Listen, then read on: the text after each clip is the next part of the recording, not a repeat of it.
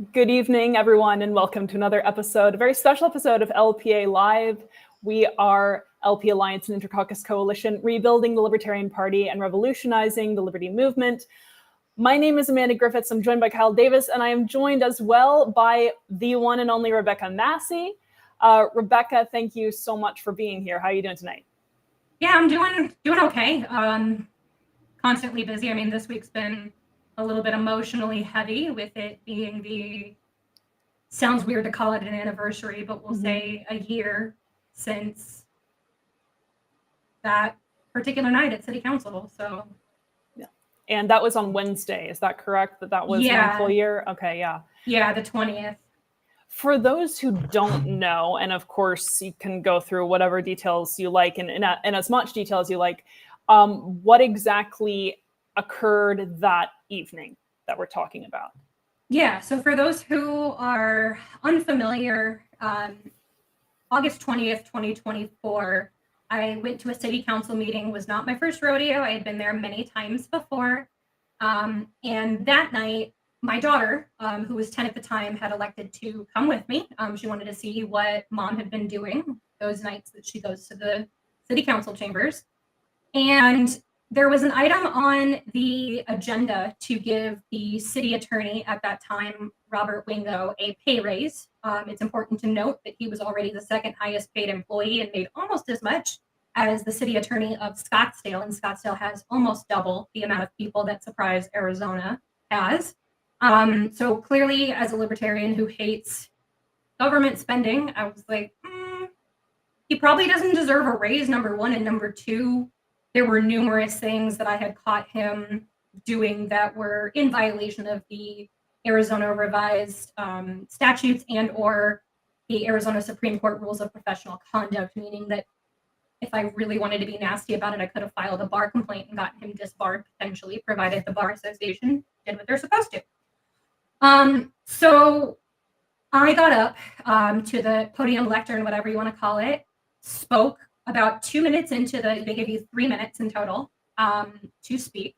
And so about 2 minutes into my 3 minutes of allotted time, the mayor at the time, Skip Hall, stops me and interrupts me and basically says that I am not allowed to utilize this time to criticize public officials or attack city officials by name or otherwise. And I let him know that, number one, that was unconstitutional, and that he was violating my First Amendment rights. And then from there, things continue to snowball where he actually calls on the chief of police, who then dispatches an officer, Stephen Chernikoff, to arrest me. And Chernikoff actually puts his hands on the small of my back before he even announces his presence behind me. And then I am in custody for roughly about 90 minutes and did not know where my daughter was the entirety of that time. And I was assaulted, essentially, felt very much like a kidnapping. And I was not allowed a phone call to a lawyer. I was not allowed a phone call to make sure that my daughter was taken care of. She had to make that phone call herself at the age of 10. And nobody could even tell me where she was the entire time that I was in custody. I have just put the body cam video into the chat, and I intend to grab the fire put out one as well. And I meant to have it ready, and I'm an idiot. And so I will find that one momentarily, and it'll be in the chat as well. As a note to everybody, I've seen this video several times at this point. It is not an easy watch. It doesn't get easier either. It is most definitely a blatant violation of Rebekah's rights, followed by, the chief of police having Rebekah thrown on the ground as a mother who's in front of her child. It is very not easy to watch. It is there, but your discretion is advised. And at the time, Rebekah, were you working with You Are the Power? Because I know, and I want to get into that a little bit, your work with them. Were you working with them at that point? I was not. No, that came about. The offer was extended to me to become the Western Regional Organizer for You Are the Power. in February, and then it was officially announced in March. With my employer, I have to report any sort of outside employment, so it took a while for them to basically give me the green light, even though no conflict of interest existed, because it's close to the political vein and the type of company I work for. Right. It just took a minute for them to get their stuff together, but that's only as of this year. At that time, funnily enough, I was wearing "You Are the Power" shirt. I was wearing a I was going to Cyber say, the government yeah. shirt, and it was one of those things where that in about the 24 to 48 hours after the event happened, I went to go make sure that I was a member, and I tried to log in, and I couldn't remember my login, and then I actually became a member after this happened, funnily enough. So yeah, I wasn't even, although I do have a profound respect for the organization and Spike and everybody else who founded it, and I had actually founded my own 501c4 instead of a C3 nonprofit, sort of mirroring what Spike was doing in my local community for the activities that I was doing. So it's something that I've always had a tremendous amount of appreciation and respect for, but was not formally working with them at the time, no. So how was working with Fire on this? Go ahead, I'm sorry. You're good. So just to touch on the recap there, Fire worked with you until the case was dropped, and they're still working with you for another case, right? I don't know how much you can talk about that one. Yeah. So for those who, again, are unfamiliar, there were a myriad of circumstances that were going on in the first couple of months after everything. So not only did I have to cope with sort of being shaking up, and to Phil's point in the comments, it does bring up a lot of PTSD.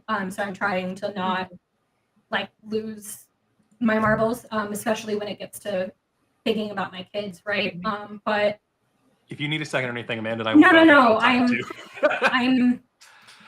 I'm okay. I appreciate it, but I was actually criminally charged after that night. I left with a citation of criminal trespassing in the 3rd degree, and in the 24 hours after my arrest, the city officials and the city police department made official statements to multiple news media outlets saying that I was also going to have long form charges, which is where the DA or the city attorney or what have you looks at the circumstances and determines if any other charging decisions were made. But they were already saying that that was going to happen and that I was going to be charged with resisting arrest. So another misdemeanor charge, and then also a misdemeanor obstruction of government operations, which is ludicrous for a couple of different reasons. Because number one, I wasn't even attacking anybody. I was stating factual information about why somebody did not deserve a raise for exemplary job performance or exceptional job performance, and even quoted the dictionary definition. But I wasn't even out of order. I'm mad about this. Yeah, you're good. I wasn't even out of order from Robert's rules. So even no matter any way you spin it, whether you look at it from a constitutional perspective, a rule of order, or state statute perspective, the rules of the meeting or anything like that, I was not wrong in any capacity. And to leave and be told within the next 24 hours that I was going to have essentially a hat trick of misdemeanor charges, when the most interaction I've ever had with the law before is a traffic ticket. It definitely upset my worldview quite a bit, and created a lot of trauma. I was actually on medical leave from work until after the criminal charges were dismissed, which they were dismissed on or around October 23rd. So for 63 days, I had these charges looming over my head. I had to hire a private defense attorney, and Fire worked closely with Brett Royal of Feldman and Royal in the Phoenix area. For those of you, Brett is an excellent individual. Brett was able to get the charges dismissed with prejudice, meaning the state cannot bring them back up against me again, which was good, because had he not done that, up until Wednesday of this week, I could have still potentially been facing the threat of criminal charges, because the statute of limitations in Arizona is 12 months from the date of occurrence. And then, so Fire had been working with me in conjunction with Brett. Once Brett got the criminal charges dismissed, my attorneys at Fire they had drafted the suit pretty much right away and officially filed it, I want to say Labor Day, so like September 1st, 2nd, whenever Labor Day was last year. And since then, there's been a couple of amended items on that lawsuit. You can read it on the Fire's case page for myself, and it's over 43 pages in length. So it's a big one, because you've got First Amendment, you've got Fourth Amendment, you've got use of force, intentional infliction of emotional damages, things of that nature. To it. I think there should be child endangerment. Dramatic. I don't. There's a lot of things that if I really wanted to, and I was really being a hateful and vindictive person, not that asking for justice is a hateful or vindictive thing to do, but there were a lot of things that could have potentially been added into that lawsuit, or even legal action that I could have taken against the city before I even got arrested, because this is not the First Amendment complaint, the First Amendment complaint that I actually have against them either. There was censorship on the city's part before, which I think is crucial context to understand, because I'm not a litigious person. I'm not somebody who goes out looking for a fight. I'm a mom of 3, project manager by trade. I work from home. I'm relatively introverted in nature too. Like, I would rather go play Oblivion remastered, or play Pokemon with my kids, or what have you, because I know the new one's coming out in a couple months in the fall, so we've been trying to get through Scarlet and Violet and stuff. Those are the things that I would rather spend my time doing. So if I'm taking time out of my day to get up and speak up and actually put on real clothes and not just like sweatpants, because again, work from home, right? Terminally in pajamas, basically. But if I'm getting out and I'm speaking about it, it's because it's so egregious and it's so far out there that I don't understand how nobody else sees it. Mm-hmm. Yeah. I mean, I think because of your case, people did see it. Skip's gone. And he is. I believe the police chief is too, right? The chief is. The chief retired, and he's allowed to retire with a pension, which is a huge issue of mine. And I'll speak on the timing of his retirement announcement being suspect here in a minute. Skip Hall was already a lame duck when this happened. I had already worked with the candidate that's now the sitting mayor, and he came out, although he didn't say everything that I probably would have had I been in his shoes, he did come out and support me right away, and he actually sat with my daughter, come to find out, while I was in custody. And that's Kevin Sartor, for those who are unfamiliar with local politics in my area. Honestly, a lot of us. Yeah, right. A lot of you, because again, it's literally like the most local of local. I'm talking my city council and my city mayor in a town of like 160,000 people. Mm-hmm. We're very much still a small town feel. And Skip had already lost the election, and we actually had decided not to seek re-election, and the person that he had sort of tapped on the shoulder or anointed as the person to take his place, I had a very big part in ensuring that she did not get elected, because she tore down not only petition signs for a change.org petition and my website that I was running for that activism stuff that I had been doing, but she tore down what could be construed as a political sign, which is specifically protected for a candidate, because it was like half sheets or quarter sheets of paper to get Kevin on the ballot. And at that time, she was the only one that had secured enough nomination signatures to be on the ballot. So she had a direct conflict of interest. She violated tampering with political signs. And the Maricopa County attorney, Rachel Mitchell, actually her office was reviewing Allison Klein for 2 separate felony counts of destruction of property. And I think election interference might have been the other one. So again, not the first First Amendment claim. I had a history. It honestly feels very retaliatory in nature, given what had transpired in the summer months before our primary election had hit. If Skip would have just been quiet for 60 seconds or less, none of this would have ever happened. In January, there was a off-cycle city council, because they usually meet the first and the third Tuesday of every month, there was an off-cycle meeting that was announced, and it caught my eye because the consideration and action to accepting a I can't remember if it was listed as a resignation or just a fulfillment of the contract at the end of employment for the city attorney, Robert Wingo. And so I went back and I essentially said, hey, like I told you, 100 and I think it was like 154 days at that time that he shouldn't have gotten a raise. And here we are, and he's looking to exit. So again, this is all for nothing, and it's 154 days too late, essentially, was the gist of it. And I did end it off quite pointedly with a quote from Dr. Ron Paul saying, truth is treason in the empire of lies, because that's literally what it was. All I was doing was speaking truth to power in those moments. And I got treated as if I was some sort of treasonous criminal who was a danger to society. And then fast forward to late March, early April.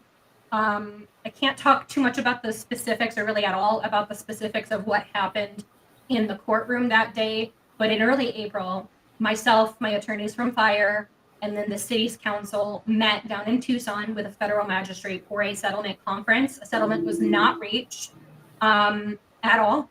And it was very curious because about 72 business hours prior to that settlement conference and when it was supposed to take place is when the chief announced that he would be retiring on May the 1st or what have you.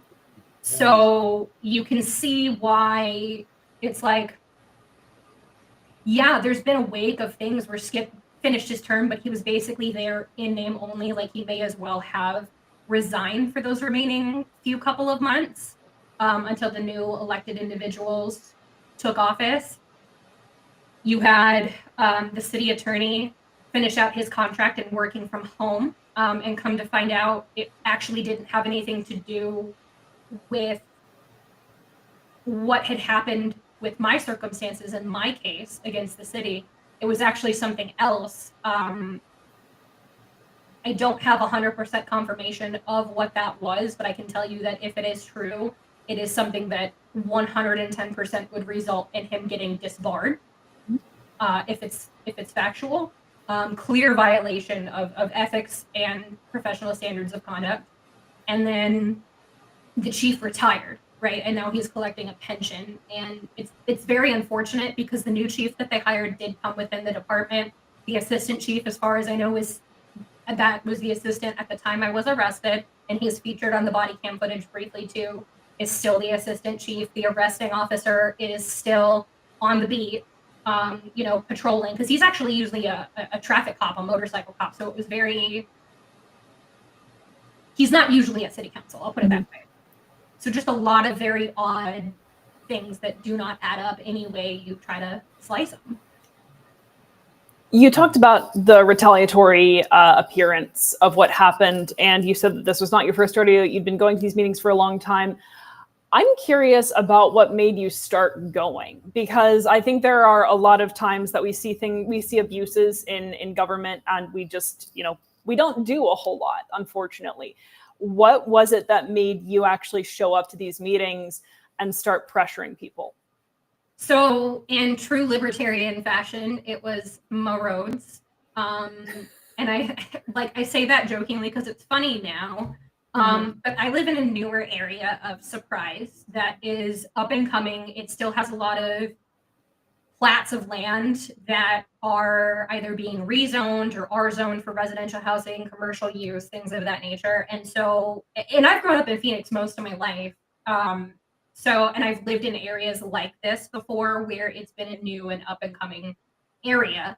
And I have never seen anything like what I see out here with the roads and the way that there's, like, my neighborhood specifically, there's a couple of different ways I can get out, but it leads to one specific main road. And if that main road is closed, I am literally held hostage in my home or can't get into my home. And I've almost lost like $400 Costco trips, of groceries because I essentially had to go off-roading. to get into my neighborhood in my Honda SUV that I drive. So definitely not like an off-road vehicle at all. My mom-mobile, as it's colloquially named in the household. You know, so I've never seen anything. I went and I first started off going to a community meeting in late November of 2023. That's when I started the petition. I had launched a website.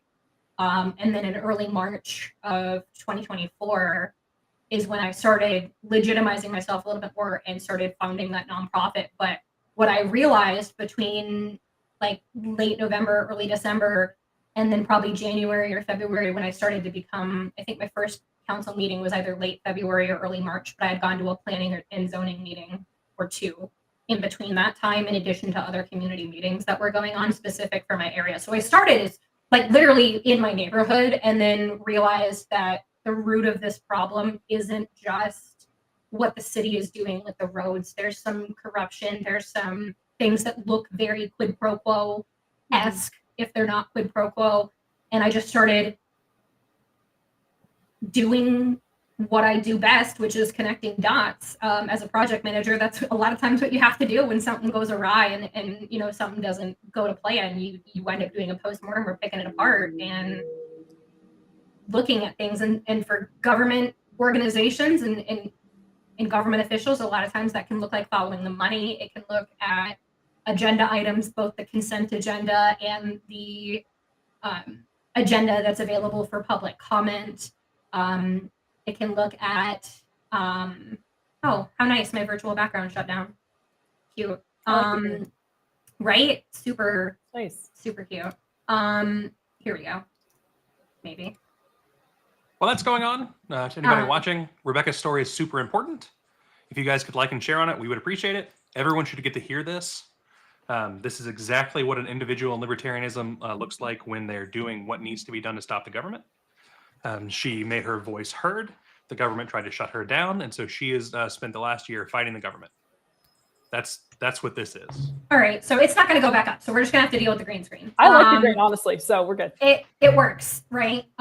Just pay no attention if you see stuff behind there, because the office becomes the catch-all for the kids' stuff because back to school season just came, so we went through everybody's clothes and everything. Yeah. So there's like garbage bags of clothes and stuff in the corner of the office. I'm not a hoarder, I promise. So, like I said, very real. Like I am what I am, right? Like I'm a mom at the end of the day. But it was a lot of those things that wound up happening where it continued to just poke and pick and investigate and connect with people and speak with different state agencies that had, you know, their hands in the mix with some of what needed to be done with the road, advocate to some federal government agencies, because the main road that runs through my neighbor, that runs, I guess, through a lot of District 1 in Surprise, which is where I'm at. So my neighborhood, and then there's a few neighborhoods on the other side of the street, is the US 60 or Grand Avenue for those familiar with Phoenix. And it's a federal road. So even to restripe the pavement, you have to get federal approval. So it's literally like the biggest jumble of red tape and cluster you couldn't believe, to even get something as simple as adding an extra lane on the pavement. And it just snowballed from there. I have known Rebekah since right about the time this happened.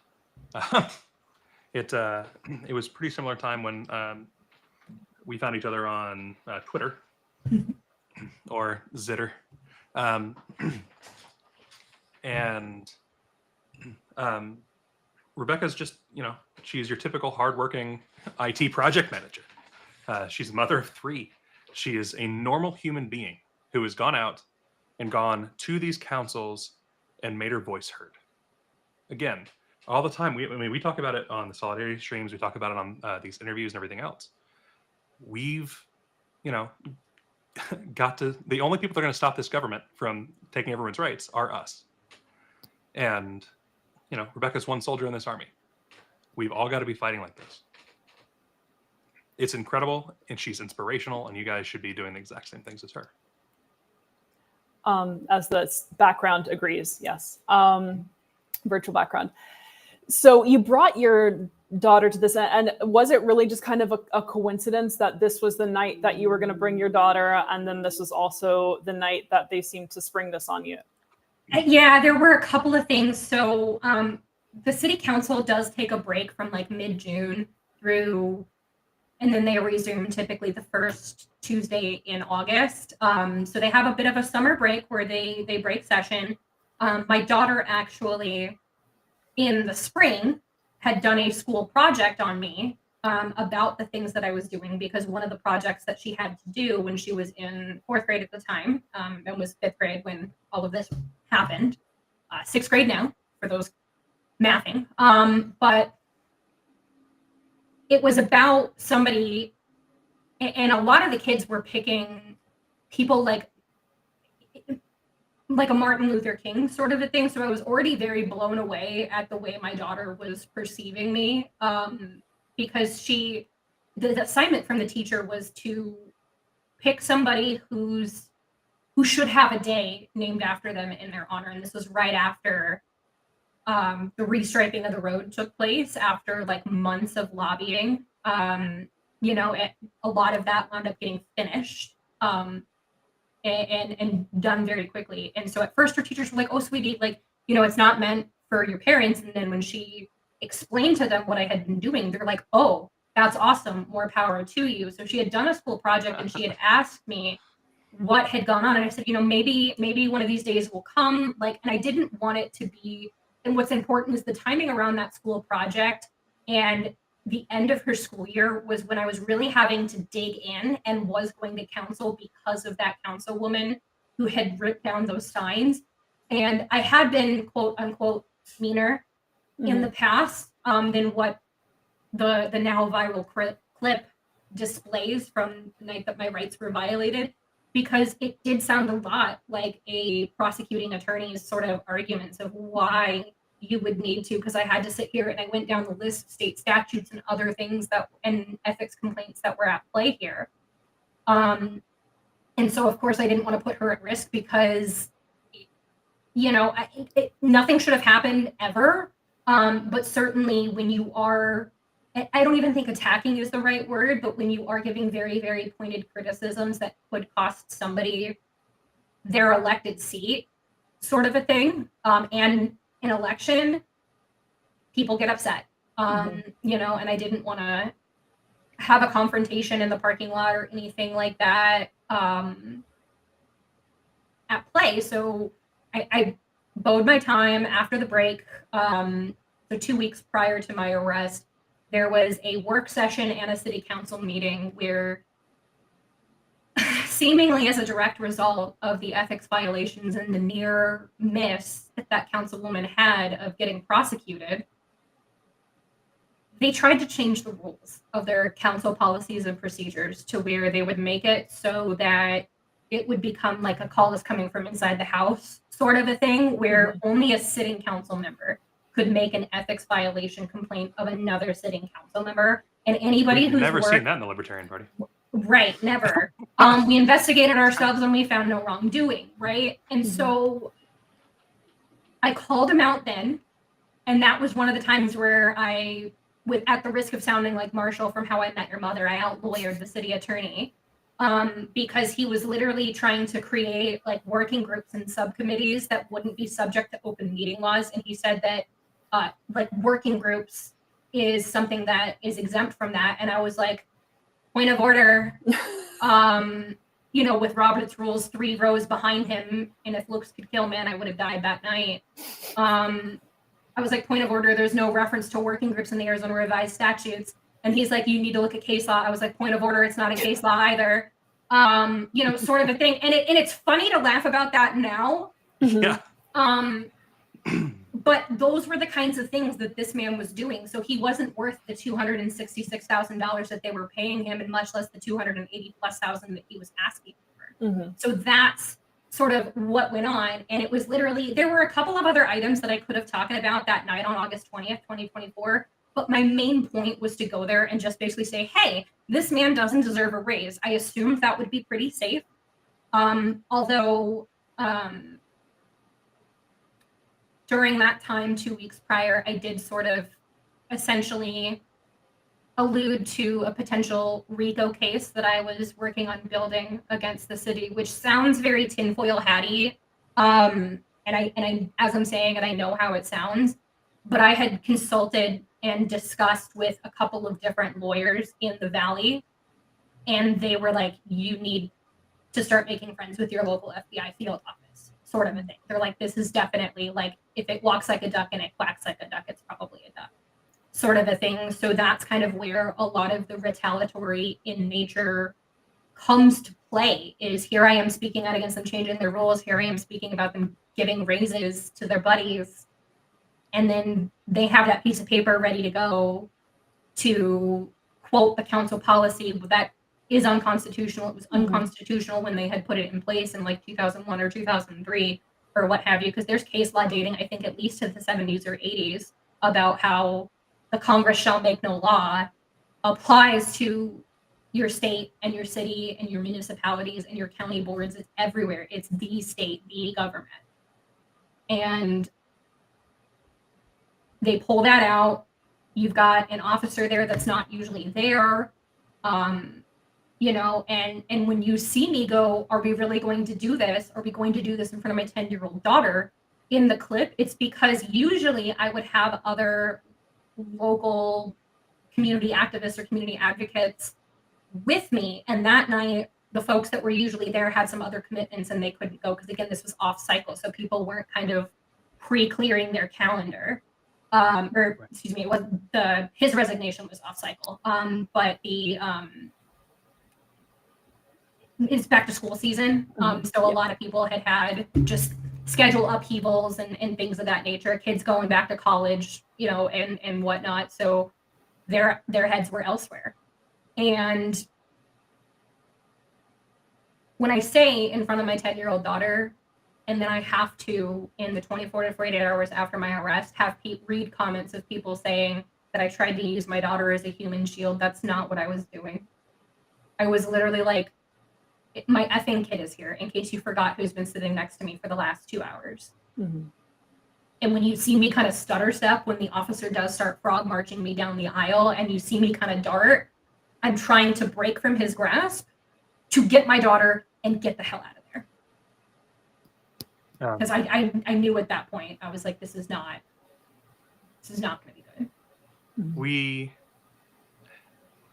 I had not intended to show the video. If it's wanted, we can. I figured we would kind of talk through the things that happened. I mean, I'm okay if we show it. I probably will turn off my camera because I tend to get pretty teary-eyed when that happens. The other thing too is, Kyle, do you have the link to the video that the chief made 7 days after my arrest? I do not. I know the video you're talking about. I don't have it. Okay. Hold on. You can send it to, there's a chat for Restream, if you can pop it in there. Yeah, let me open up my other I will go ahead here and where get it's at, because that's, I think, almost more damning than the original stuff too. Like it's bad. Yes, there we go. All right, then let's pull this up.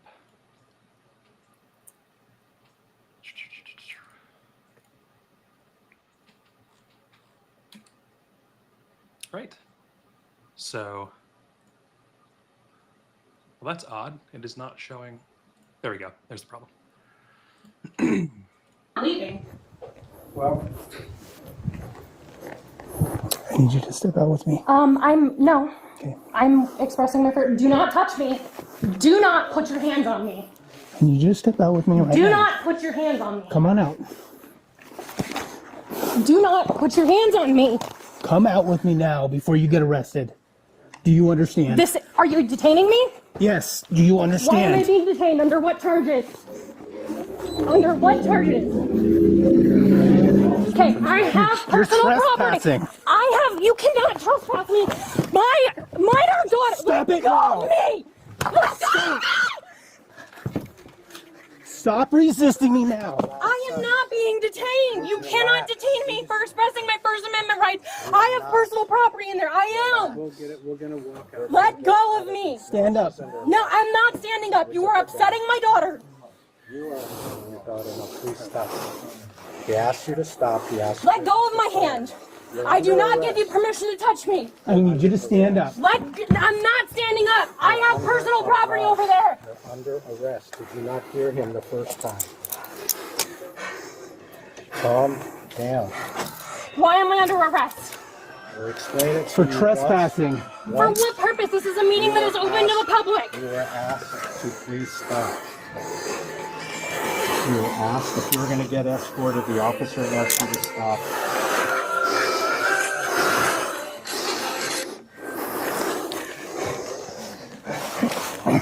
Put your knees up to your chest, and you're going to stand up.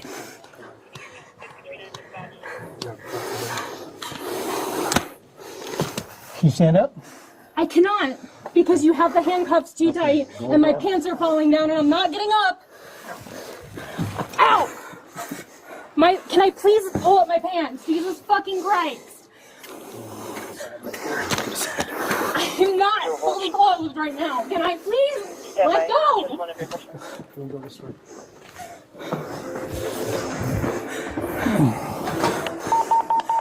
Kevin, can you pull Brian? This does continue.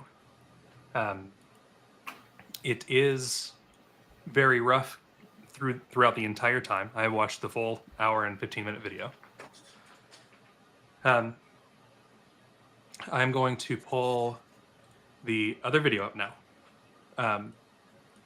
The response from law enforcement.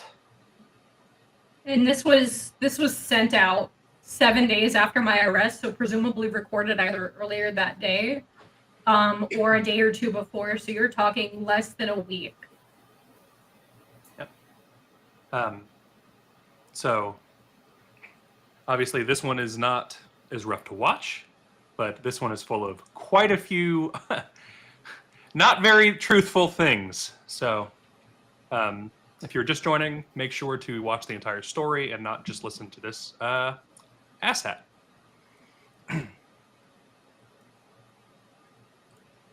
Quick moment here to get this out real quick.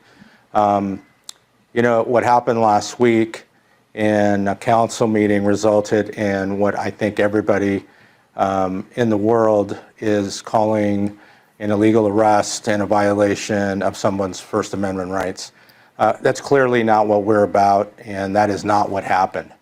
And so what I'm going to do is kind of intro Sergeant Rothschild to talk about a few things to avoid when confronted by a First Amendment auditor. Now, we know that stuff's going to be happening. Our social media and online presence has been affected not only by what I would call trolls and bots that have anonymously posted lots of things, you know, criticizing me, criticizing the department, and more importantly, you know, asking for me to fire the officer involved. That's not going to happen. We took action that night to complete what we normally would do, which is a use of force report. We took real quick action to make certain that we were in alignment with what our policy is and what our philosophy is, which is to take the next steps to make certain that we were in a position of power to show that we, and specifically Officer Shornikoff, you know, acted with absolute speed to carry out the mission as directed that evening. And so understand, when something doesn't look right or something doesn't look popular, that doesn't mean it's wrong. And I've told him he has our support as an executive team, my support as police chief, and that goes all the way up through our city management. So with all the stuff that's going on and around the outside, don't focus on that. Focus on doing your job, and let's avoid any more conflict. And so that's what Sergeant Rothschild is going to talk about.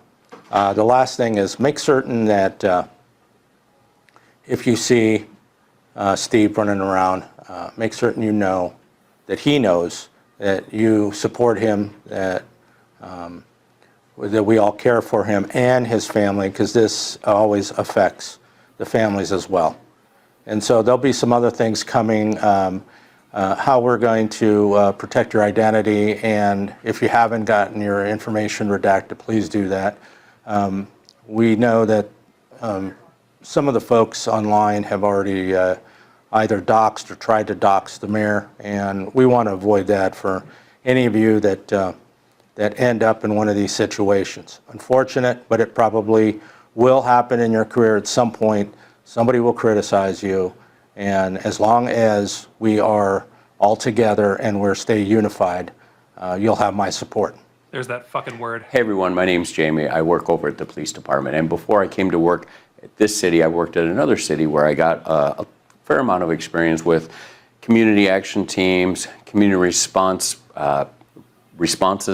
responding to various issues that go on in the community with protests and First Amendment audits and such, and also running the Bias Crimes Investigation Squad. And just wanted to put out some simple reminders. If you're ever approached by someone who might be trying to pull you into a conversation or trying to pull you into taking some sort of action, first and foremost, take a breath. Be calm. Sometimes we want to engage. People might put a camera in your face or tell you that you're wrong or try to confront you. And if you can just take that moment, maybe find a coworker. Sometimes people aren't really aware of how to respond in these situations.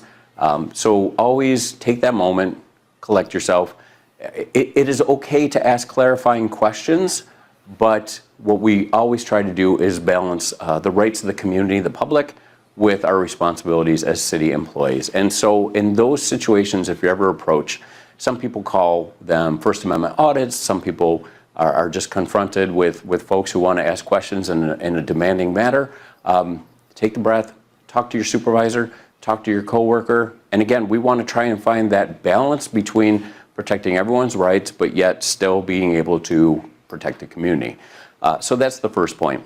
The other thing is sometimes you're asked questions designed in a way, or other folks are being recorded, and we forget that in the public, as public employees, there's no reasonable expectation to privacy. So people don't need your permission to record in public. So please keep that in mind, because if you do a simple Google search, you'll find that something that a lot of people get pretty passionate about is you don't have my permission to take my video or my photo, my image. And so I would just submit to you, again, check with your chain. We can certainly check with all the city resources. That may or may not be true depending on the situation, but oftentimes public employees and public spaces, that is not necessarily a consideration we have. And then the third point is signage matters. We do work for the public, and we oversee public areas where the public has a right to go. But there are certain restricted areas where the public does not have a reasonable expectation to go. And so be aware of cameras in your building or signage. If it says no trespassing, restricted area, those things matter, so that if you do go to your supervisor, an employee, or other city resource for help, you're able to articulate what those areas are. And if you see an opportunity that we could create better signage, please don't be afraid to let your chain know either. So again, take a deep breath, be calm. It's okay to be considerate and kind as you ask for help, and then come up with a plan together. But the important point is, don't let anyone pull you into a confrontation or saying something, because these videos get posted online. So take that professional step, protect yourself, protect the city, and if you have any questions, please reach out for other resources.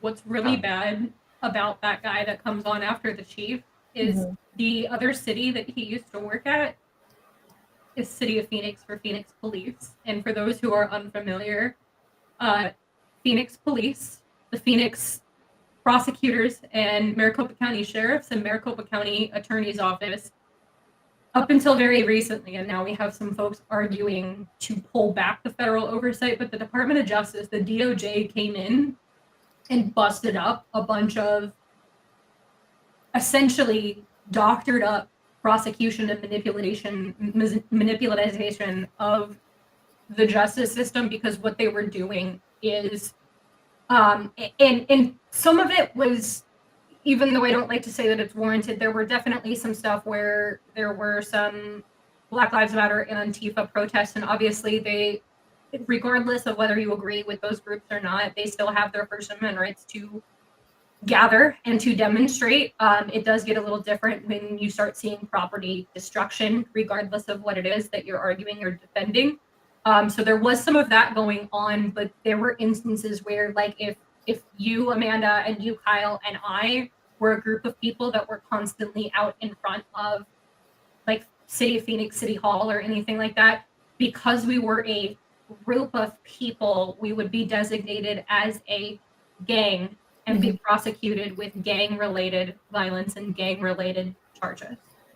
So I took some notes during that I wanted to talk about, and I wanted to frame part of this first for folks who aren't aware of Maricopa County. When you think of Arizona, there is pretty much Maricopa County and then nothing is pretty much what this state is. Maricopa is the county in Arizona where, like, everything you ever hear about it. That's where Phoenix is, that's where Surprise is, etc. Maricopa has had a known problem with overzealous law enforcement since 1993 with the election of Joe Arpaio. He very publicly called himself America's toughest sheriff, had tons and tons and tons of cases against him, wouldn't investigate officers, etc. This is a pattern in the county. And the unfortunate thing here is that Rebekah got caught by it, doing exactly what we should all be doing. During that video, the officer referred to First Amendment auditors. They don't get to audit your First Amendment. They're the police. Your First Amendment is that you have the right to free speech. Rebekah is in an area that is public and open to the public, and they have no fucking anything that they can claim otherwise. The officer claimed that this is what we would normally do. We now know for a fact, because they were forced to drop the charges and everything else, that it was illegal. Which means this officer has come out and stated that their normal SOP, their standard operating procedure, is to break the law, destroy your First Amendment rights, and put their hands on you. He made the comment that the officers need to make sure that it's understood that they are in a position of power, and that is what this is all about. These are people who were abusing their power, who were saying that we don't have to follow the rules because you can't do a goddamn thing about it. And that's exactly what Rebekah's fighting. That's exactly what's going on with her, and you are the power, and fire is so important right now. It's what we're doing here too. That's what we're all here for. He pointed out that the officers there carried out the mission exactly as directed. That was what was weird to me. That was very weird. I don't know what mission. I don't understand what the mission was. Well, the mission was to body slam a mother of three. Didn't you also say that one of the people there was typically like a motorcycle cop, or did I mishear that? Shurtikoff is usually on the beat, like he's usually a traffic cop and rides a motorcycle. Yeah. And that's the arresting officer. That's the one who put his hands on me. Yeah, which is again odd. Yeah. Sorry, Kyle, go on. You're good. The officer made the comment that just because it doesn't look right doesn't mean it is wrong. There is no world where a mother and child who are exercising First Amendment rights in a public space legally to their supposed representation being told they cannot do so and being body slammed on the fucking ground and taken from and the mother taken from the child is anything other than wrong. It doesn't even matter if somehow they have on the books that that's legal. It's wrong. Before I was thrown onto the ground, what made me get thrown onto the ground was they threw me into a wall. Yeah. You could see where you clipped the table. I almost did. Yeah, I almost cracked my head on that table. My hand touched it, I think is what's shown in the video. But yeah, I missed it by maybe about 6 inches or so with my head. He tells the officers to focus on doing their job, despite the fact that the body cam footage very well showed officers not doing their job and violating a citizen's First Amendment rights, Fourth Amendment rights, all kinds of rights. You can. It's easy to argue there that there's a like endangerment of a child. There's an easy argument to say that that's unreasonable force. Like this is insanity. The officer then makes an appeal to pathos, saying that the arresting officer, needed everyone's support because his family and identity needed to be protected, and that everyone needed to get their identities redacted. This is literally a police chief telling everyone that they need to hide their identities so that they can get away with breaking constitutional rights, breaking constitutional law, and abusing the public blatantly. I just think it's really funny too that the officer is talking about the protecting the families of the other officers when there's not really much regard for Rebekah's daughter at all in this video.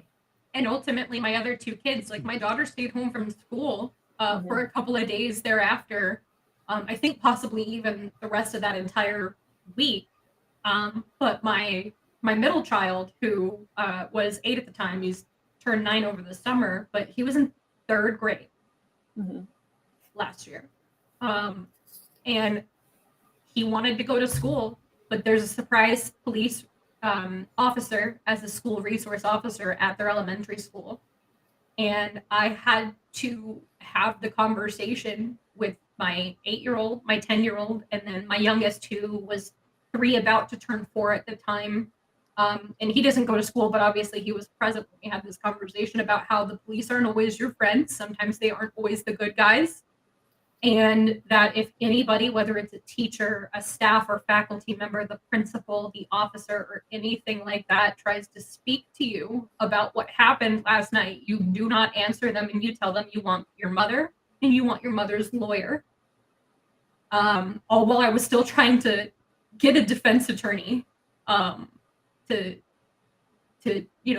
have me be their client basically and defend me with these charges. And so there's no coming back from a childlike innocence when something like this is taken away. And to make matters worse, later that year in December, when my daughter had her birthday, I took her out for a special like mother-daughter date and dinner and shopping spree, because she's at that age where, I want, specific clothing items to fit in with the cool kids at school and, et cetera, et cetera. So I was like, well, let's just keep it low key, but let me do something that's really personable for you and gives you a lot of quality time. Well, the night that I took her out, she asked a question that I think every parent dreads to hear their kid ask about a specific man in a red suit who shimmies down the chimney, asking if that was real. And so it was like,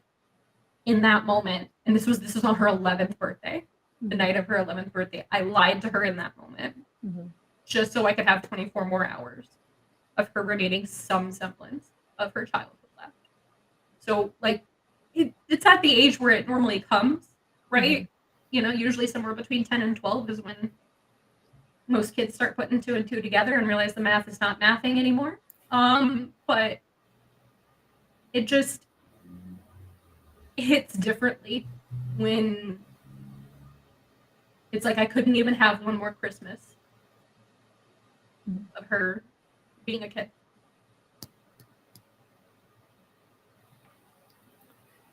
You talked about your worldview changing after this.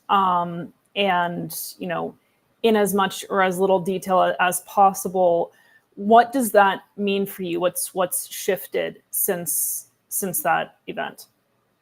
I mean, it's hard to kind of put it succinctly. But before then,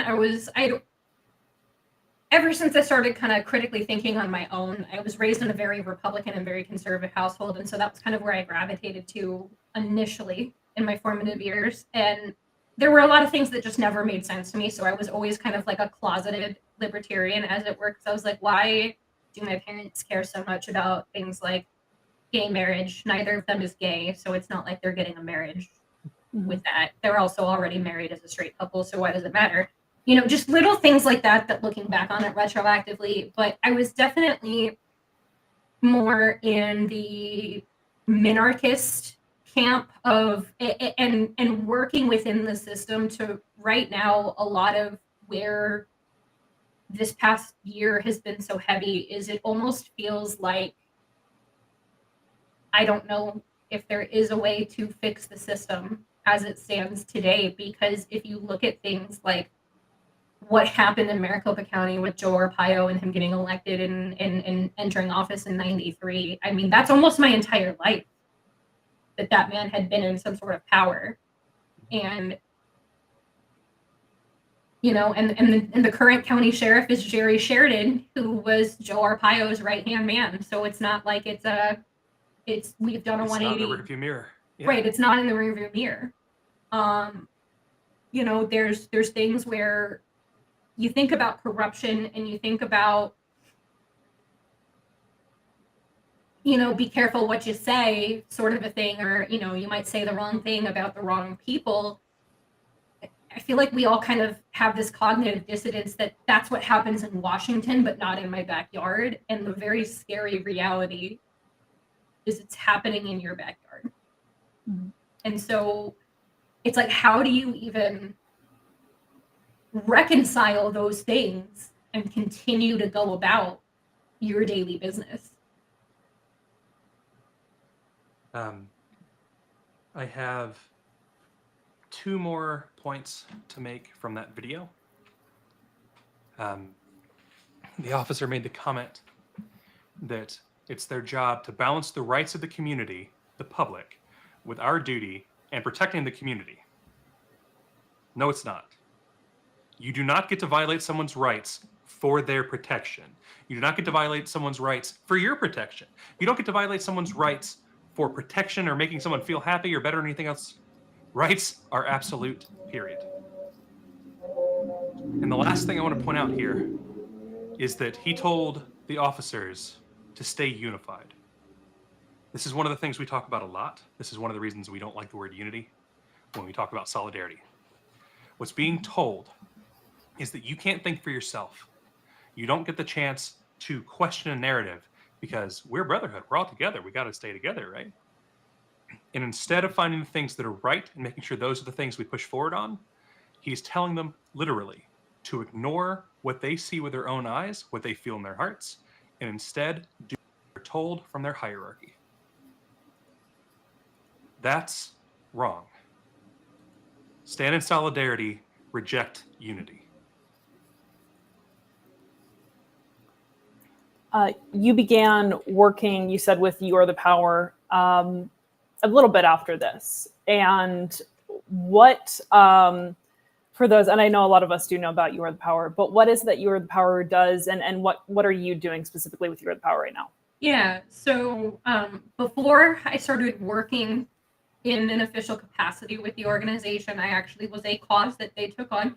You Are the Power is an organization. It's a nonprofit, nonpartisan, apolitical organization that is focused on fighting government abuse and overreach through the lens and principle of human respect. It's founded by Spike Cohen, for those of you who know who Spike is. And if you don't, he'll be on next week, 1 week from today. Next Saturday. Yeah. And you should tune into that because he is an incredible human and has a lot of really great messaging about the liberty movement and libertarian ideals in general, without what a lot of things tend to fall into, which is either, extreme on either two ends of the typical like left-right paradigm. It's just specific to the smallest, most at-risk minority is the individual or the family that's impacted. And there's when my case was finally taken on by You Are the Power, they did work really well between my defense attorney and then my civil attorneys at FIRE. There was a webpage that was launched, a social media campaign that was launched, and then there was a template with a list of emails that could that this template could be used for. And it was encouraging essentially an investigation to be done into this and to have the criminal charges dropped. And I do credit a lot those emails. So if you did send one of those emails, you have my undying gratitude probably for the rest of my days, because I do think that had the prosecutor's office not gotten those emails, that they would have pushed harder on not dismissing the charges or dismissing without prejudice. And so I could have still had that looming over like a rain cloud over my head up until this past week.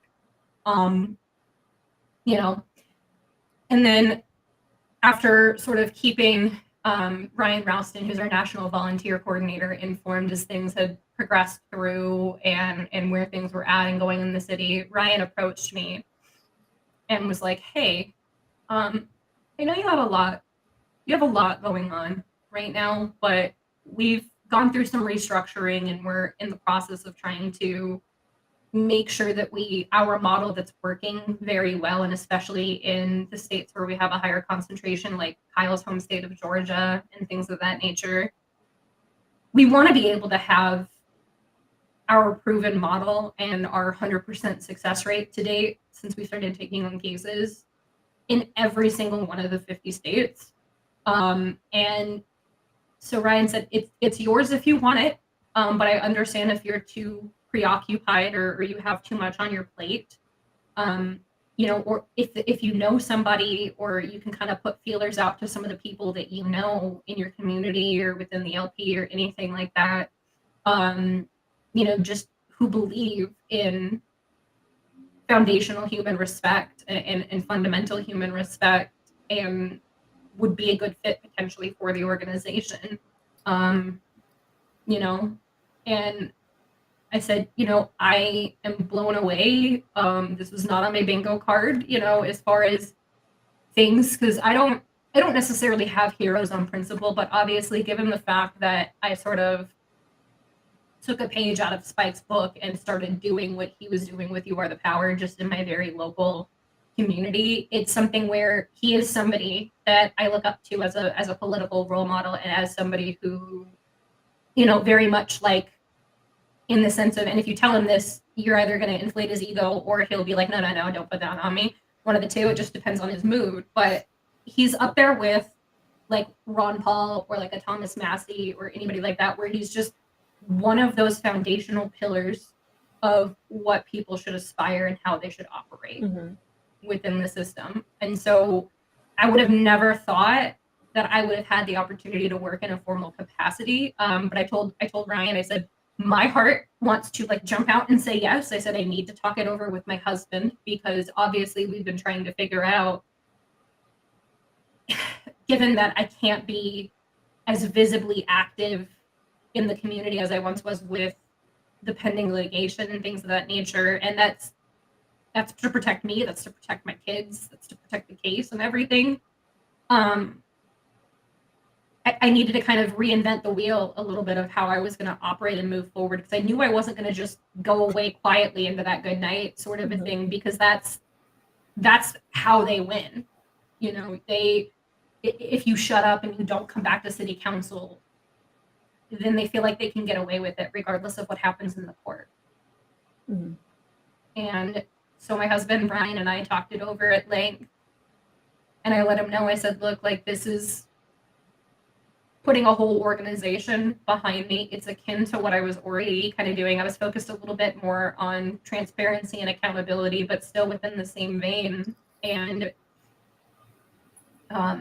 you know, I took the leap of faith, and so far it's been the right decision. I wholeheartedly believe that to do, because I knew that I needed to do something to give back and do something to continue the work that I wanted to do from an advocacy standpoint, but in a way that wasn't going to put my children at risk to losing their mother, whether that's to the criminal justice system, and God forbid I wound up incarcerated or worse. So I became the Western Regional Organizer for You Are the Power. I've got 13 states that I am in charge of. Only 13. Okay. Only 13, right? And it's almost like 50% of the land mass of the United States. So I feel, I'm like, the imposter syndrome is very, very real, because I'm like, what, me? You trust me? but basically, I have everything from New Mexico up to Montana and Wyoming west, including Alaska and Hawaii. That I am currently going through the list of members, going through people that I've met organically in online spaces, whether that's Twitter, X, whatever we want to call it, right?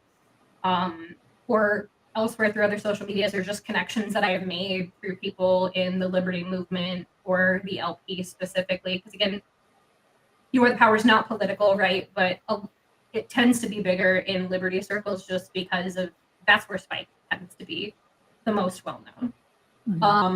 And the way that it works and what my role is as a Western Regional Organizer is I'm to spearhead getting a state organizer, or like for California, I'll probably wind up having 2 or 3. I've got 2 right now that have volunteered to be state organizers, and they're sort of like the extension of me in managing their states. And then we have what are called Tiger team members, which is our core volunteers. And those are the people that you can sort of, tap in or, remove off the bench and put them in the game, so to speak, whenever you need emails sent or you need people to show up somewhere, whether it's for a rally or a awareness walk or showing up at a council meeting or other type of situation. And so the connections that I've made through just the last couple of months of starting to get people on board and get the Western region a little bit more shaped up and organized has been probably one of the best experiences of my life, because I'm finding that there's a lot of really like-minded people out there where we're all just kind of collectively like, I don't know what to do anymore. This is, what is the system? Does the system exist? Has it always been this broken?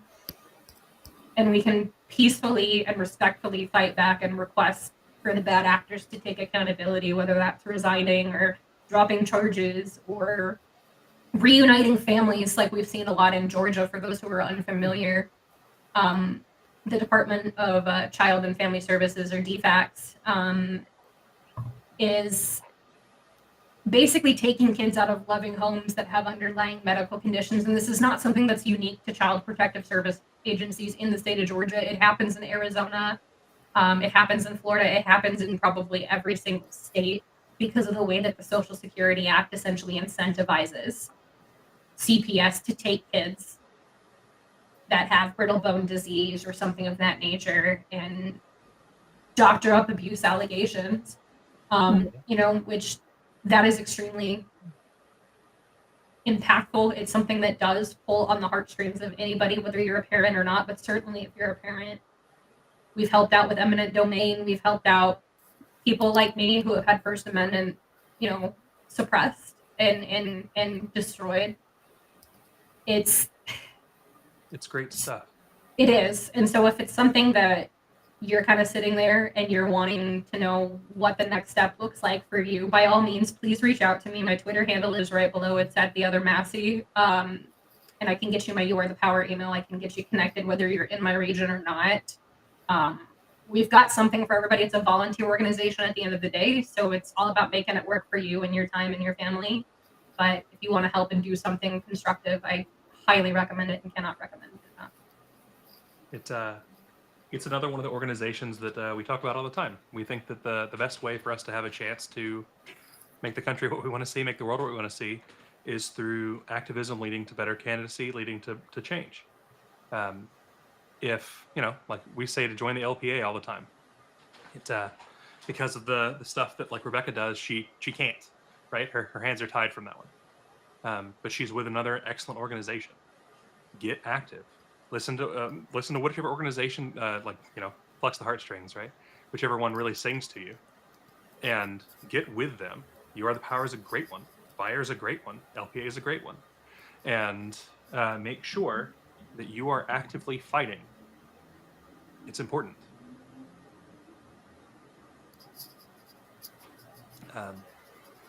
So outside of that night, let's talk more about you for a little while. Sure. Because that was an emotional hour for me, and I wasn't the one telling the story. So We really appreciate you going through it. So, Important. People need to know. Mhm. Can happen to anybody. so you've talked about what you're doing going forward with You Are the Power. What do you want to see from the Liberty movement as a whole, or from the LP, or from any of the the Liberty spaces? What's that end goal look like for you? What is it that you're really hoping we all fight for and get toward? Yeah, I mean, I'm gonna stay so much away from like party politics just because working for a nonprofit and when you're a 501c3, anything that I say could be, even if it's me as an individual speaking, Yep. it could be taken as the organization's opinion, which is not what any of this is. Right. It's However, me speaking as myself. we're a super PAC, so fuck you, Angela. As far as what I'm looking to see, Liberty movement or otherwise, is I want to see more and more people across this country to speak up and start smelling the coffee that's brewing as far as how Your easy it mic is a little off for me. Oh, is that better? Yes. Yes, much. Okay. I don't know why I had to adjust the gains, but whatever. So what I want to see from people overall is simply that we start taking more ownership on what's going on in our communities, what's happening in your state, your neighborhood, your city, your county, anything of that nature, and start paying attention to what's going on. Because whether you realize it or not, especially if you start banding together with others in the community, and whether that's through a political party, a PAC, an organization like You Are the Power, or anything along those lines, right? Many voices saying the same thing or similar things start speaking volumes and becomes almost deafening a lot of times to those that are in power within the government, and something that they can no longer ignore. So if there's something that's important that's going on, I do encourage you to start speaking up, speaking your mind. It doesn't take a lot to get organized. Even something as simple, one of the things that we found the biggest amount of success with You Are the Power is when we ask for people to reach out and send an email or make a phone call. We provide all of that information on the webpage that we create for every single case that we take on. And we also provide a template, because what we find is that people have a lot of things to say, and a lot of times they have a lot of really, really big feelings. About the government, and that's right, about the government in general. Yeah. And I know as libertarians, we're like, the government, like whatever. It's Government. right, government. It's one thing to have feelings. It's another way to construe and communicate your points in a way that come across effectively and ultimately come across as less, pitchforks and torches, and more of like a, hey, we're not gonna take it anymore. We will do things like make sure you don't get elected, or we will recall you, or other things that are within you as an individual or you as a community as local power to do. Or try and encourage people to resign, especially when we have police officers who act terribly, things of that nature. And so that's I think honestly where people are sleeping on it a little bit, as far as how much power and influence you can truly wield as far as moving forward in the liberty movement and moving forward as a country. I think there's a lot of tribalism that comes with politics, and it's very easy to fall into like identity politics. It's very easy to fall into caucus fights. It's very easy to fall into red versus blue, or gold versus show. red and blue. I know. It since college football is starting, my dad's That is family. a very different red versus blue. I know, but it's relevant because I grew up as an Ohio State fan. My dad's originally from Ohio, and so So you're a big Michigan fan too, right? No, we don't say the M word. We don't say the M word. But they say go blue, and you guys No. are red. No team up north. We don't talk about them. So, but it gets to the point where that's almost how politics becomes, where, you know, we're like fanatics and we forget that at the end of the day, we're all people. We're all human. And we need to leverage what common ground we have, regardless of where you're at on the political spectrum, because the enemy is not each other. And the enemy shouldn't even be the government. But a lot of times it is, because you have people that are in a position of power who are abusing it and they've never been held accountable before. And so that's really where I think people need to start being a part of the solution versus perpetuating part of the problem. One of the things that bothers me really badly is that we see bad politicians come in and they fuck laws up worse. They make things worse. And then the good politicians come in and they're like, well, I'm not fucking it up anymore. And it's like, but it's still they're like, fucked. gold star for me. I didn't, yeah. And they're like, no, I can't unfuck it. I don't have that ability. And it's like, well, good at you. Well, and to go back to Rebekah's point on fragmentation, and that is one of the, you know, division into groups, right, is one of the best ways that people in power can stay in power. Because the more fragmented we are, and the more we hate the other people that we could be working with, the more difficult it is for us to organize any degree of efficacy. And it's also so much easier, I think, to convince ourselves that we don't have the power, because then that absolves us of the responsibility to actually do things. But to actually see that that power be mobilized in real time with what You Are the Power does, with what activism does on the individual and the group level is so amazing. So it's like watching miracles in real time, watching all of this, watching like the ability of each individual actor to make such a huge difference, even through the smallest act. For those who have never seen Rebekah, she is not a big lady. She's... Yeah, I'm like 5'5" on a good day. Oh, wow. And, you know, it took, as per the video, at least 5 big burly officers to throw her on the ground and drag her out of there. They want you to think that you don't have any power. Don't let them take your rights. You can't. And you can't let them take the rights of other people's, because if they do it to somebody else, they will do it to you. Mm.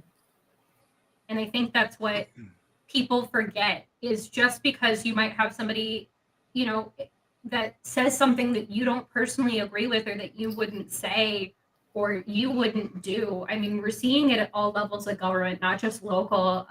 You know, there's, for those who follow, I joke with my husband now that it's kind of almost like the bat signal. I get tagged in a lot of like First Amendment adjacent or First Amendment specific things now, which is something I never thought would happen, but people reach out to me and they will ask me for help. And I can, you know, obviously I'm one person and I don't control the cases that You Are the Power takes on. I don't control what FIRE decides to take on. You know, I have contacts that I've forged and relationships and social media presences that I've forged with a great many different wonderful organizations, including some people at like Institute of Justice and things of that nature too. And even Judicial Watch. Judicial Watch is typically a bit more conservative leaning, but it's to their credit that that video that the chief made in the wake of my arrest even got released. There was somebody that sort of blew the whistle from inside, and the city tried to go, we don't know what video you're talking about. We don't know what video you're talking about. And Judicial Watch basically sent them going, you need to release this per the Arizona Revised Statutes, title, I think it's 38 or 39 for public records. And they said, or we'll sue you. And then they released it. You know, so it's things like that of knowing what sort of levers to pull and what organic networking and individuals to connect with and to consult with that can really help wield the power. And then even if you thought that the city attorney deserved a raise and you think that I'm out of my damn mind for disagreeing with that, the point still remains that the next time somebody else is up for a raise, or the next time that there's a planning and zoning meeting that's going on that's going to put something in your backyard or next to your horse pen that shouldn't be there, sort of a thing. It's not a matter of if, it's a matter of when. And there's a lot of retaliatory things and content-based filtering things that are happening right now that's under attack. And so people need to understand that you truly, truly need to start paying attention, and you need to start speaking out when something is wrong, because it might be somebody else tomorrow, or it might be somebody else today, but it could be you tomorrow. Yeah, the Constitution is a contract that authorities have with us, right? And so if there is a right that is violated against any one person, that's basically someone saying, we don't care about this right. We're willing to violate it. It doesn't matter to us. And that is a violation against every single person implicated within that contract. Any violation against anyone is a violation against everyone.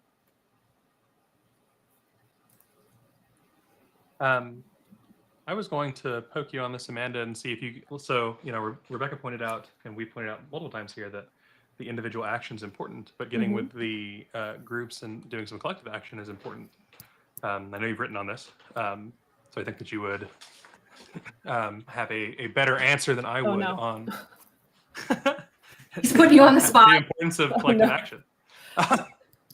Why individuals coming together and in solidarity works so much more effectively than a bunch of individuals flopping like fish in different directions. Well, first of all, it's the power of directed action, right? So it's the power of people coming together and working toward something in particular, but at the same time, that project is, and I swear, well, I did not know he was going to ask me this, so I'm just bullshitting right now. But at the same time, it's augmented by everyone's unique skills. Right. So I can do only so many things. I can do quite a few things, but I can only do so many, right? Because I don't have certain skills that others do. And other people don't have the ability to just ramble on a live stream about absolutely nothing for 500 years that I do. And so when you have a group of people that's working together, using their uniqueness toward a common cause, that is what's able to get that visibility. And visibility is important too, right? Because nobody cares so much about that one person screaming on the street corner. Even if there are 1,000 people on 1,000 different street corners screaming about 1,000 different things, it's not going to do anything. But when you have massive action, right, in a concentrated format, and that can either be physical, geographic, or it can be, digital, virtual. If you have concentrated action on a particular issue with all of these unique individuals, that is going to be more powerful. You also have the fact that everyone is an evangelist in a different way, right? People reach different audiences. So when you're able to have a bunch of people doing something, this is the big issue with putting member empowerment over simply the candidate, you have more advocates and acolytes for liberty. So those are some of the reasons that collective action with an individualist core is really the only way to force a change. See, she acts like she's put on the spot, and thereby it's going to be bad or something, but it's perfectly excellent. You just say words. That's the trick, is just say words. I know. It's like public speaking, especially when you don't have remarks prepared. You're like, hopefully I don't sound like a moron. Right. But something it's to way add. easier just to accept to sound like a moron, and then people think you're folksy. It's great. Yeah. Sorry, Rebekah, what were you saying? No, you're totally fine. I know I should just readopt the country accent, and sometimes I'll pick up when I'm talking to people from the South for too long. It's that inner Appalachian in me coming out. But what I think Amanda brings up, right, as far as different people being skilled at different things, I think that that's really important, is you do not need to be a jack of all trades and a master of none. If you're good at public speaking, do that. If you're good at typing up emails or sort of creating a template for an email, do that. If you're good at making websites, if you're good at making petitions, if you're good at, feeding news reporters sourced information to get an article written, or you're writing an article yourself, do that. And I think the other thing that a lot of people tend to forget about is learning the art of picking your battles. And that's not to say that you should just let people walk all over you, but you need to make sure. And that's one thing that I really appreciate the way that You Are the Power vets out the cases, is we do thoroughly vet them out, and we do make sure that it's something that virtually anybody would find upsetting. And I think that's one of the reasons why we are so effective, because it doesn't matter if you agreed with what I was saying, or it doesn't matter if, you know, you don't like that somebody's trailer is on their property, sort of a thing, but it's their private property at the end of the day, and you want to do what you want to do with your private property. That means your neighbor also gets to do what they want with their private property. Things of that nature. Or certainly when you're talking about the state taking kids, every kid deserves a loving home. We know that there are thousands upon thousands of kids in the foster system right now that don't have that. And when you see children taken out of a loving home for fabricated reasons, it pulls at your heartstrings. And that's where, when you're talking about multiplying your efforts, or you're talking about collaborating on things, if you can figure out a way that whatever you witnessed, or whatever you experienced, or whatever is happening in your local community could translate to something that virtually anybody else could have been caught in the middle of it, that's really where the spark that can really light a huge fire lies. And the way that you can institute some changes. Because for those who are unfamiliar, it started out as one family in the state of Georgia, and it turned into a great many number of families with the child custody. And there's actually now legislation that's been passed and signed into law by the governor of Georgia called Ridge's Law, that allows parents that are accused of abusing their children the right to get a second opinion, and the right to have certain things put in place so that a child is not removed as a knee-jerk reaction. And that's huge. And we've been approached by other states to try and get that. And that's just one type of case that we work. Alabama had a case recently with KJ Starks Jr. Of Bessemer, Alabama, who was taken by DHS, the Department of Human Resources in Alabama, for what they didn't have evidence for, and it's still unclear that there was actually any reason to take the child. And the worker left the kid in the car and forgot about him, and he died. So, like, this is what we're talking about. This is the government taking someone's child and murdering them, and you have no recourse. So that's why You Are the Power is so important, right? That's why, like, all this stuff is so important. There are people who would use their power to abuse you, and abuse us, and abuse anything they can for their own gain. I'm sure DHS says that they're doing the right thing for kids, right? That's the argument. That's the easy sell. Give up some of your freedom. Give up some of your life and everything else, because we'll make sure your kids are safe. We'll make sure kids are safe. And then they die. Don't let that happen. Fight them.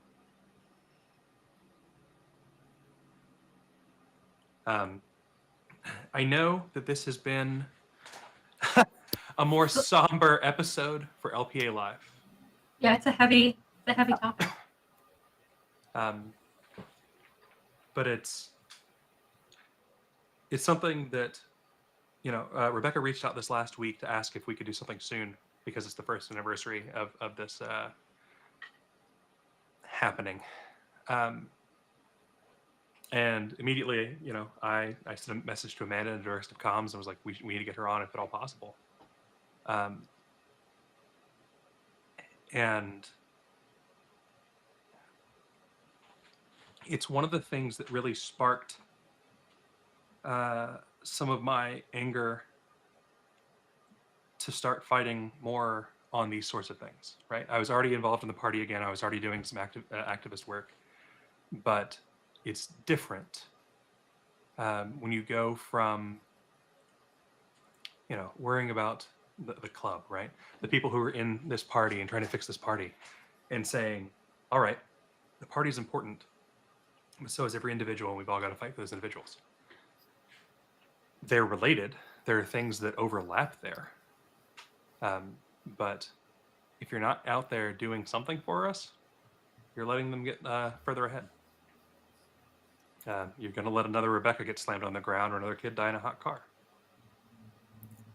And Rebekah, I will get very angry with myself if I don't ask this question. Yeah. Because I remember when I first saw that video, there was a moment that stood out to me immediately. It came fairly early on when the officer comes up to you and tells you to come with him, and you say no. There's a little bit of a, like, it's not even a stutter there, but there's a breath, and then there's just no.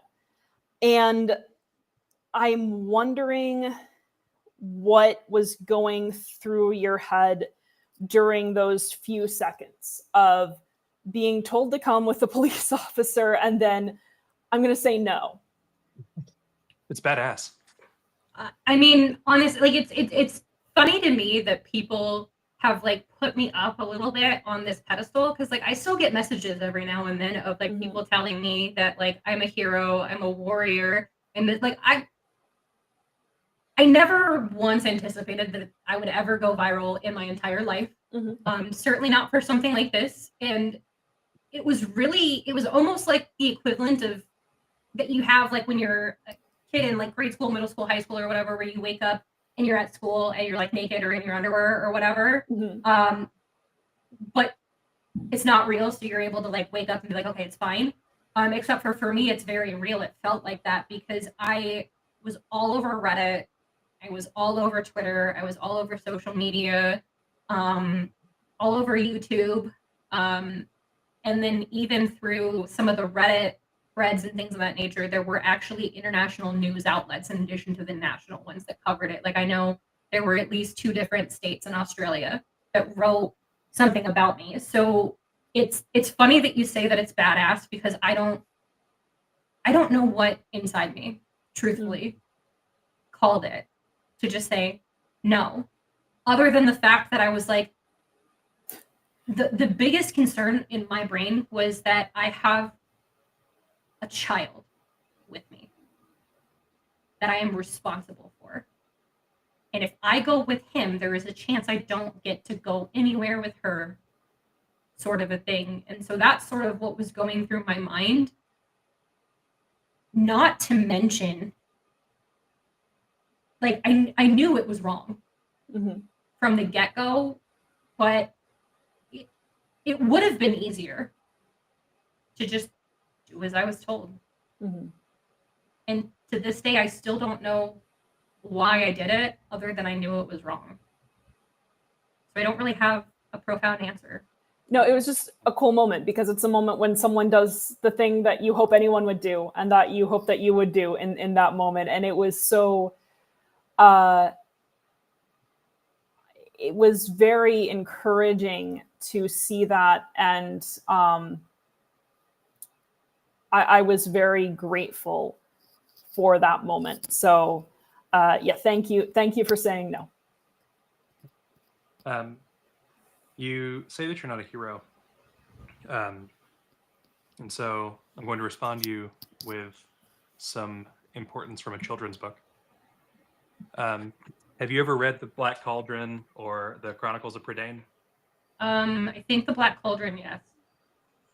The Chronicles is the whole story. Okay. The main protagonist wants to be a hero and wants to go out and fight. And everyone just repeatedly calls him the son of a pig farmer and a pig farmer. Because at the end of every one of the adventures, he goes back to his pig farm where he has to take care of an ornery pig. And so he is a normal person, but he's also a hero. And so you go into work, you are a project manager in IT, which is no fun. Everyone in IT is an idiot. Trust me, I am one. And I think that the thing that makes someone a hero is what they do in that moment. And so Amanda's point here, I think, is very valid. Maybe you have to go back and be an IT pig farmer, but in the moment, you stood up and said no. And that's kind of what we're hoping to see from everybody.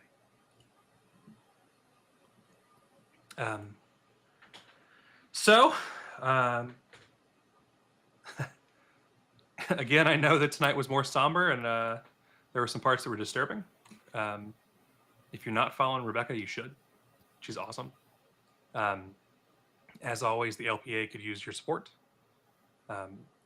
We like to do these spotlights on Liberty, where we bring on, routinely they're on the Solidarity streams, routinely they're LPA live interview, just depending on the person and timing and things. But we do them because if you don't see all these people who are standing up, you might think that you're alone, and you're not. There are a lot of groups to get involved with. We're one of them. You Are the Power is one of them. Fire is one of them. And the more of us that stand up, the freer we all get to be. We'll be back tomorrow, streaming the LNC meeting at 7:30 Eastern until God only knows when. Yeah. It's a special meeting. It's supposed to basically be going over resolutions that have already been gone over, so hopefully it's quick. You act like Hopefully. that means anything. It doesn't mean. I Thank said you. hopefully. And we'll be back on Wednesday for a Solidarity stream. We don't know which one yet. We've been Okay. kicking Couple around a ideas. few Yeah. ideas. Yeah. Yep. So I would give you a sneak peek into what you'd learn hanging out with us Wednesday, but we don't know yet. And then Thursday's the business list, like always. And Saturday is Spike. So I probably stole some of his thunder. no, he's got plenty of things that we're going to bother him about. We had Joe on. As you should. As you should. Yep. We had Joe on a month ago. We have the video of him singing while riding around on Tom Queter's wheelchair prepared.